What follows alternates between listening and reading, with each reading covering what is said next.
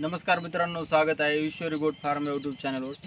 बघा मित्रांनो, आज आपण आपल्या पिल्लाचं डिवॉर्मिंग केलं आहे आणि डिवॉर्मिंग मी ज्या दिवशी करतो मित्रांनो त्या दिवशी पिल्लांना दूध पाजवत नाही। त्यामुळे आज आपण पिल्लांना दूध पाजवणार नाहीत। त्यामुळे काय करायचं आहे, आज आपल्या शेळ्याचं दूध आपल्याला काढायचं आहे आजचे दिवस। तर मी काय म्हणलं, तुम्हाला पण दाखवा आपल्या गावरान शेळ्या येतात तर दूध किती देतात मित्रांनो। बरेच जण म्हणतात की बिटर शेळी दुधाला जास्त असते, शिरोळी शेळी दुधाला जास्त असते। तसं नाही मित्रांनो, आपण जर योग्य नियोजन, योग्य खुराक, योग्य चारा जर दिला तर आपल्या गावरान शेळ्या पण खूप चांगलं दूध देतात। तर तुम्हाला लाईव्ह दाखवणार आहे, अनकट व्हिडिओ, समजा व्हिडिओ थोडा पण कट करणार नाही, पूर्ण व्हिडिओ दाखवणार आहे। बघा आपल्या गावरान शेळ्या पण किती दूध देतात। हे बघा, अर्धा लिटरचं माप आहे। हे बघा 500 ml अर्धा लिटरचं आहे आणि डेचकी आहे बघा, ही पण खाली आहे बघा पूर्ण। हे बघा, तर तुम्हाला लाईव्ह काढून दाखवणार आहे गावरान शेळ्या किती दूध देतात आपल्या। आता याला कसं आहे, थोडं मित्रांनो काढायची सवय नाही, आपण एक कप पण दूध कधी काढत नाही, तर याला एक जणाला धरावं लागते। हे बघा कासाला बघू शकता मित्रांनो, आज 2 महिने 10 दिवस झालेत येऊन, तरी पण कास कसा लागलाय बघा। आज दूध नाही काढलं तर एक रात्री संध्याकाळी 8 वाजता आपण पिल्ले यांच्यापासून बाजूला गेलते, कारण कसं आहे डिवॉर्मिंग करायचं म्हणलं तर पिल्ले रात्रभर उपाशीच पाहिजे। तर बघा लाईव्ह दूध काढून दाखवणार आहे मित्रांनो। हे बघा पूर्णपणे खाली आहे, बघू शकता। हे बघा पूर्णपणे खाली दाखवू शकता।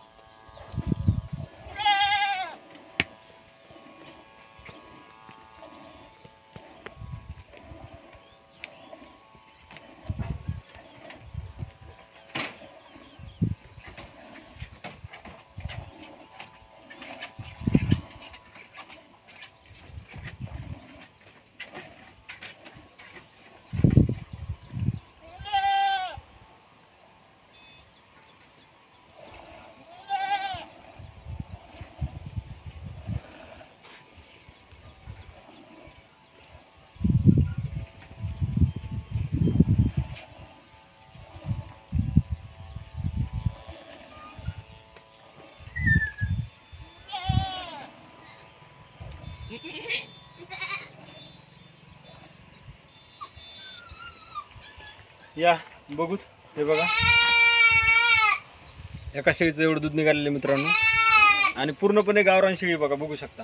येऊन 2 महिने झालेत मित्रांनो, 2 महिने 10 दिवस, तरी पण भरपूर दुधाला लागलेली.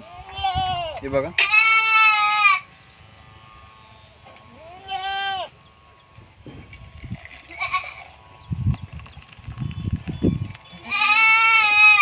हे बघू शकता, अर्धा लिटर.